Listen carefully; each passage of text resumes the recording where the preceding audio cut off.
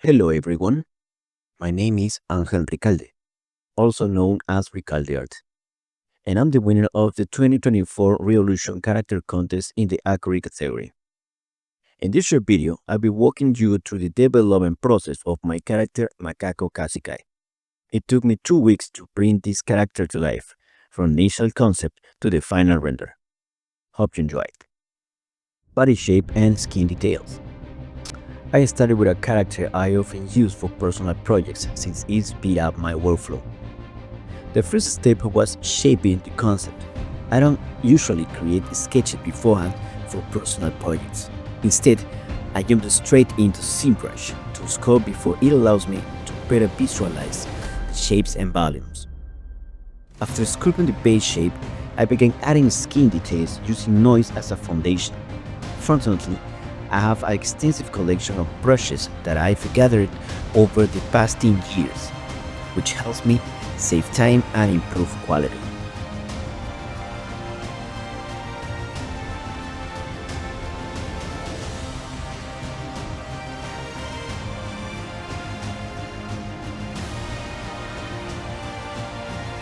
Hard surfaces. Using mask, I extracted new geometry and separated it into polygons. Then apply polish by groups and zero mesh, which improve the definition and solidify the shapes. Once I had a low topology version of the form, I start modeling with Z-Modeler, a quick and effective way to achieve complex shapes with basic polygonal modeling knowledge.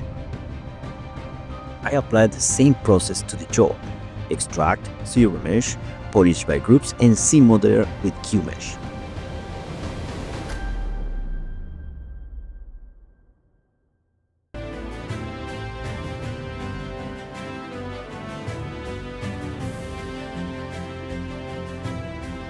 To simulate the downloads, I also extract new geometries using mask, apply zero measure, and use polish by group before adjusting the position with the move brush.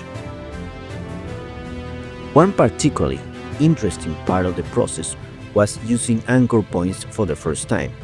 It's a powerful tool for instantly creating curves. Using mask, I extract shapes from a dynamesh, keeping only the flat surfaces without values. I'll later apply and extrude using dynamic subdivision, setting smooth to 0 and increase the thickness as needed. Here is where the anchor points came into play, helping me refining the filigree design and saving a significant amount of time. For the robotic arm, I use an effective method by defining polygroups across the entire arm to ensure it looks functional while respecting its anatomy. After creating the polygroups, I use the group loop tool to add additional loops between the defined sections and panel loops to create beveled edge that emphasize the solid shapes. Then, using the gizmo tool, I slightly move each polygroup to add volume.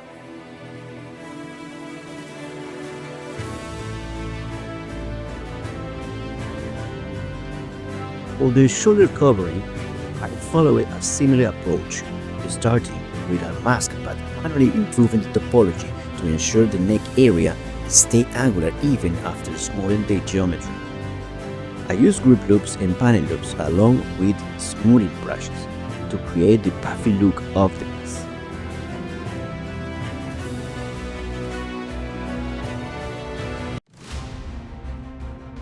I essentially use the same approach to begin different solid surface subtools, varying the tool depending on the needs of each shape, whether it was for creating cavities, extrusions, ridges, or volumes. I adjust them to stay solid or smooth them out based on what came to my mind at the moment.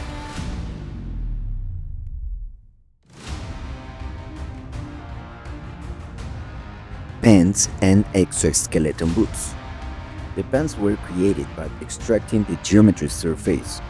I applied zero measure to improve the topology and adjust vertices to simulate natural stitching on the inner and outer part of the pants.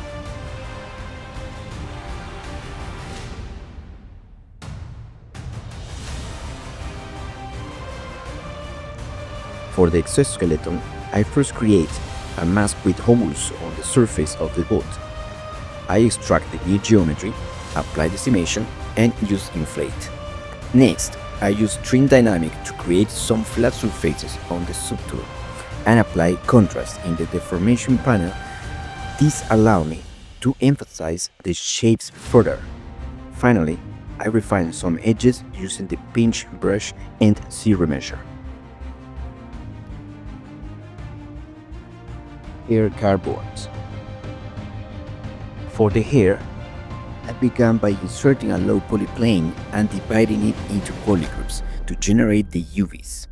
I ensured the plane had at least 3 or 4 horizontal edge loops, which allow me to smooth and curve the strands as needed. In Photoshop, I create a custom brush to simulate hair strands by arranging simple black dots on a white background. To fine-tune the brush settings, I paint the strands as alphas and exported the texture to ZBrush. Using the texture map features, I applied the alpha textures and activate the transparency to preview the strands as fibers. To achieve a polished result, I use a paint art options in the transform type panel to curve the strands, adding a natural flow to the hair. Then I duplicate and carefully position the geometry, switching between polygonal and alpha visualization for better control.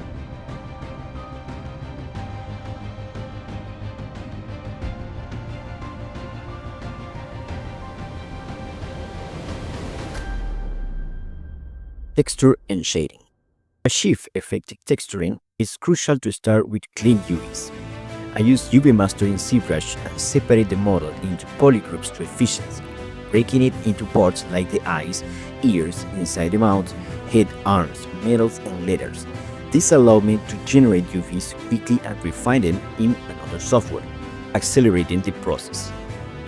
Once the UVs were ready, I organized them into UDIMs for higher texture resolution. I use substance painting for texturing. In some cases, I modify per load smart materials, while in others, I reuse custom smart materials I had created for previous projects. Of course, I also create new materials specifically for this character. All materials can be stored in Substance Painter for future use. I generate various textures maps, including normal, albedo, roughness, metalness, subsurface, scatter, and opacity. The opacity map was particularly useful for simulating the torn fabric of the cape. For shading, I work in Autodesk Maya with Arnold as a render engine. Here, I set up the necessary algorithms to ensure the exported textures from Substance Painter work together for realistic results. Each map controls different visual properties, such as skin transparency, color, hair transparency, specular highlights, roughness, metal reflections, and cavities. These maps were further adjusted using remap knobs to fine-tune the output. After a complex process, I achieved the final look I desired.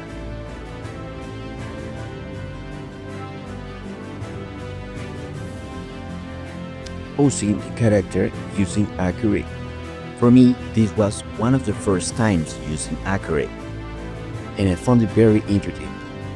Thanks to CC4's powerful functionality, I was able to rig and pose the character in just few steps, a task that would normally take hours in ZBrush or other software was accomplished in under 10 minutes. An incredible time saver for posing a character made up of multiple objects. I used 3 preload animations in CC4, selecting a frame from each and editing them within the software. This significantly accelerated my workflow, especially since I joined the contest just 2 weeks before the deadline. Thanks to CC4, I successfully posed my character quickly, leaving more time for texturing, shading, rendering, and post-production. This efficiency ultimately led to my winning the 2024 Reallusion Character Contest in the Accurate category. And if this is one of the shortest videos in the entire process, it's because the workflow is incredibly quick.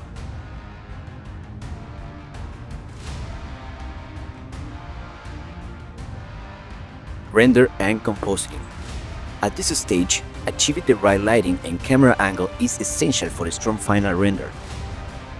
For this project, I used several AOVs, or render passes, which I later composed in Adobe Photoshop. I utilized around 12 AOVs, including albedo direct and indirect, specular, subsurface scatter, C-depth, ambient occlusion, roughness, and others to enhance the image and bring the scene to life. To begin the composition, I start with the beauty pass, which combines all the passes into a single image. From there, I add each AOV individually, experimenting with blending modes, opacity, and adjustment to tone and saturation. This approach gave me full control over the lighting, especially since I rendered each light in the scene separately. To make the character stand out, I add colorful smoke to the background, creating a striking contrast against the black backdrop. This helped me achieve a dark yet vibrant atmosphere that complements the character. This stage was a critical part of my 2-week process. Despite juggling other projects, I managed to finish on time, largely thanks to the efficiency of positioning my character using CC Force tool.